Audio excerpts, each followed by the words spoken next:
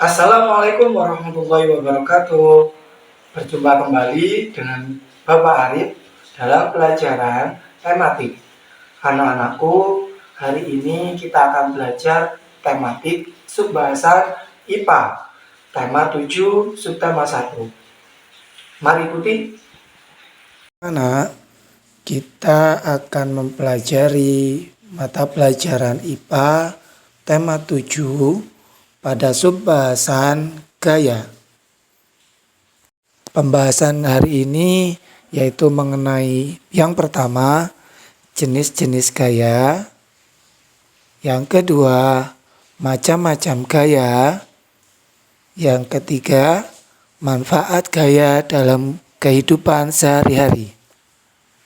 Sebelum kita mempelajari ketiga pembahasan materi yang Bapak Arif tadi terangkan, alangkah baiknya kita mengetahui terlebih dahulu apa itu gaya.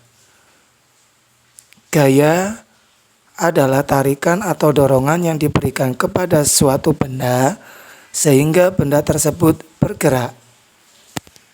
Anak-anak, untuk pembahasan kita yang pertama yaitu jenis-jenis gaya.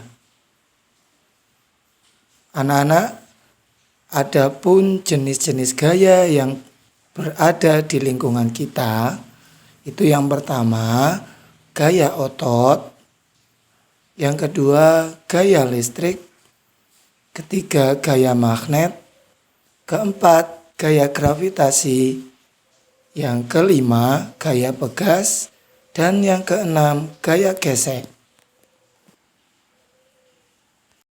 Baiklah anak-anak, untuk pembahasan gaya yang pertama yaitu gaya otot. Tahukah anak-anak apa itu gaya otot? Gaya otot adalah gaya yang dihasilkan oleh otot tubuh, baik tubuh manusia maupun tubuh hewan. Contoh dari gaya otot yang sering kita lihat yaitu yang pertama, saat kita bermain tarik tambang. Yang kedua, pada hewan, yaitu saat hewan menarik gerobak maupun bajak di sawah. Anak-anak, untuk gaya yang kedua yaitu gaya listrik. Gaya listrik adalah gaya yang dihasilkan oleh muatan-muatan listrik. Contohnya, muatan listrik pada sisir yang telah dikosokkan ke rambut dapat menarik potongan-potongan kertas kecil. Untuk gaya yang ketiga yaitu gaya magnet. Gaya magnet adalah gaya yang dihasilkan oleh magnet. Magnet bisa menarik benda yang terbuat dari logam. Contohnya, magnet bisa menarik paku, sendok, garpu, dan benda-benda logam yang lainnya. Benda yang dapat ditarik magnet disebut benda magnetis. Sedangkan benda yang tidak dapat ditarik magnet disebut benda non-magnetis. Gaya yang keempat, gaya gravitasi. Gaya gravitasi adalah gaya tarik bumi yang menyebabkan benda yang jatuh ke bawah. Contohnya, buah jatuh pada pohon. Bola yang dilempar ke atas akan jatuh ke bawah. Benda yang jatuh karena gaya gravitasi disebut gaya jatuh bebas. Gaya yang kelima ialah gaya pegas. Gaya pegas adalah gaya yang dihasilkan kerja benda yang elastis. Contohnya, menarik busur panah yang benangnya terbuat dari karet.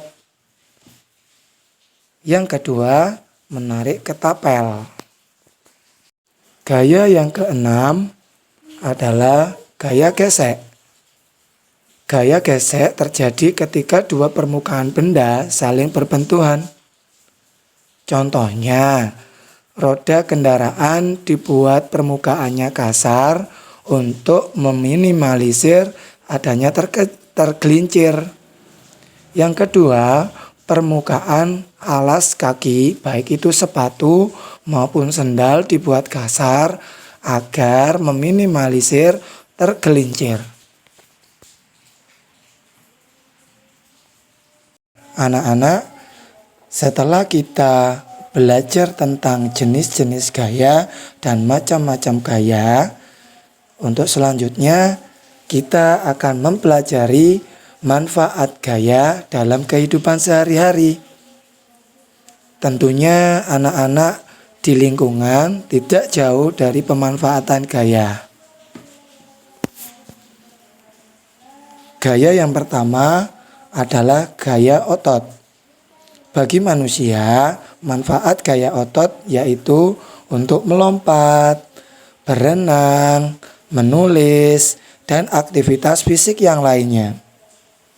Bagi binatang, untuk menarik gerobak, membajak sawah, dan aktivitas yang memanfaatkan tenaga hewan lainnya.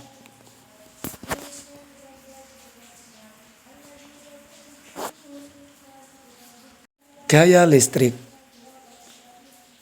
Contoh pemanfaatan gaya listrik dalam kehidupan sehari-hari yaitu menyalakan lampu, kipas angin, setrika, dan alat-alat elektronik yang lainnya.